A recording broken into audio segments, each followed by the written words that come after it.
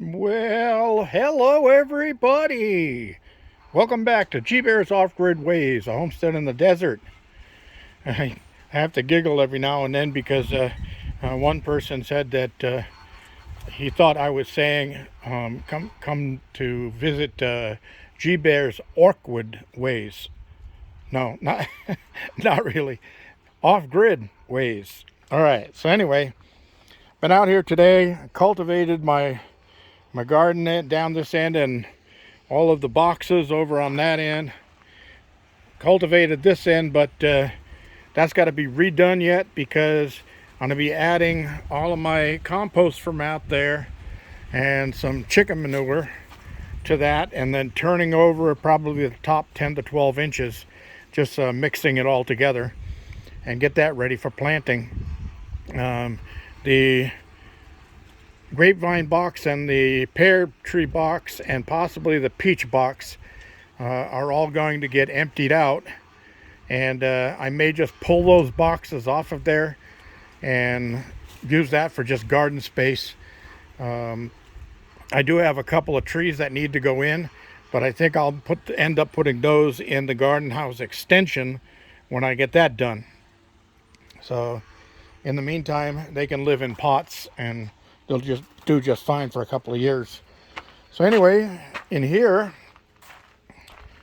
you can see everything is wet because what I did today was I put some chicken manure and straw in my two multi-graft apple trees.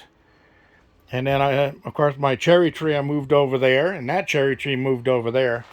And then this citrus was in that little tiny pot, and it wasn't going to go anywhere in there.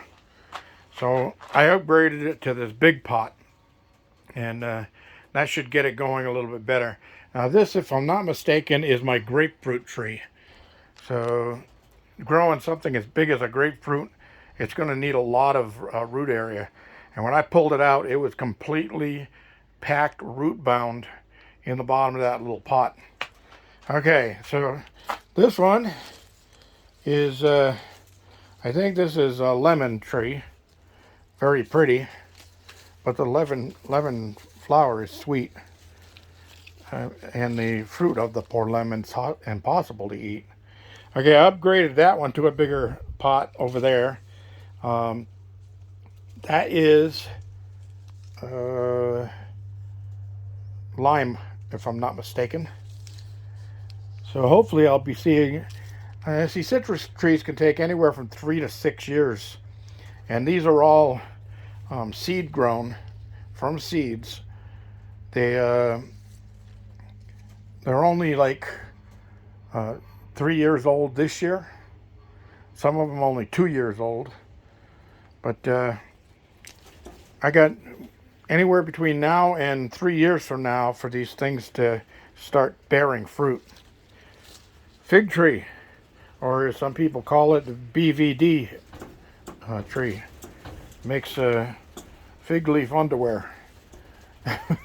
Anyway, that's all doing good. Oh yeah, one of the figs that fell off of it actually sprouted, and it's got another tree coming up in there. I might carefully, surgically pull that out of there and repot it, but I'm going to let it get a little stronger first. It's a little too young to be playing with, and it's got some fresh leaves at the top of it, so since it's starting to grow, I'm not going to disturb it. But everything here is looking good. These are all starting to get their red bark look to them. That red bark look, that usually tells you that they're getting ready to start showing some leaves and that stuff. I bent all of the branches on that cherry tree over there, and they're all very flexible, so that tree is still alive. But let's see when it starts bearing leaves and stuff like that this year. I'm gonna have to get me some more big pots. This is the last big one I got, and it's not big enough for any of that stuff. But yep, that's what's been going on today. It started off as a really nice clear blue sky day, no wind, nice and calm. Got up to near 50 degrees very quickly this morning. Now it's wind picking up and it's cooling down. So I got work to do. So this one I need to fill up a little bit. As you can see, it's settled down. And I think that's because this area here is usually full of worms, loads and loads and loads of worms. And they break down the soil very quickly. So where this was all almost like wood chips, it's now all broken down to nice fine soil. So I want to mix that in with some more wood chips and aerate it and give it some more nutrients, and we'll go from there. This pear tree and this quince tree are both doing really well.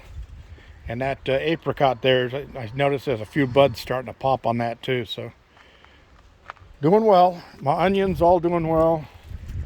And I did mention that we went through probably at least a month of sub-freezing temperatures. I mean, low 30s down into the mid to upper 20s. And here's my avocado tree. Let me see if I can do this one-handed. Oh, let me switch hands because I got a sore shoulder there. Here we go. Looking good. So I got this thing to survive a winter, and that's a good thing.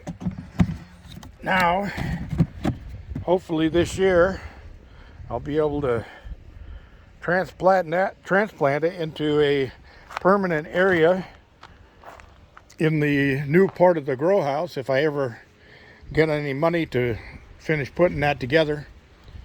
The aviary wire alone is $300, so that takes a little bit of extra. I did find all the spring clips to the two roof panels, and it was 90 degrees inside that greenhouse today. They got pretty warm in there even with 3 roof panels wide open and the doors wide open. So that's why a greenhouse out here in the desert is really not the optimum choice, because it's only good in the winter. In the summertime, it'll get 200 degrees in there with everything wide open.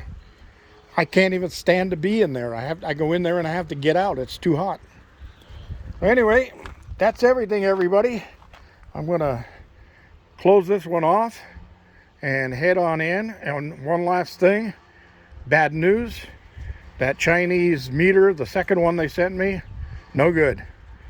I mean, it records like right now. It'll be recording and showing the inputs, but then it doesn't retain the peak or the peak readings for all of the different inputs. So it just all reverts back to 0.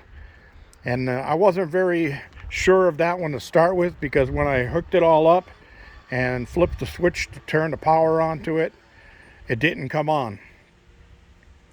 And I fiddled with it and flipped the switch on and off a half a dozen times, and then all of a sudden it just popped on, and it's been staying on since.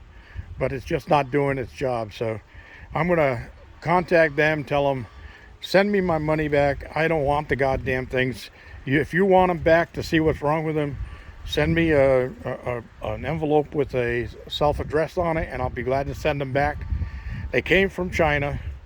They're junk. I should have known better, but I wasn't paying attention when I clicked buy. So I'm going to go online. I did find a couple others, same price, from right here in the States. It says product of USA. So I'll order one of those and get that down here and get it installed. All right, everybody, thanks for joining me. Don't forget your thumbs ups down there. Don't forget to share and subscribe. It's still free this year, for the whole year, free to subscribe. Absolutely 100%. Won't even cost you a half cent. Of course, if anybody has any half cents they want to get rid of, feel free to mail them to me. I'll be glad to take them. This is G Bear signing off.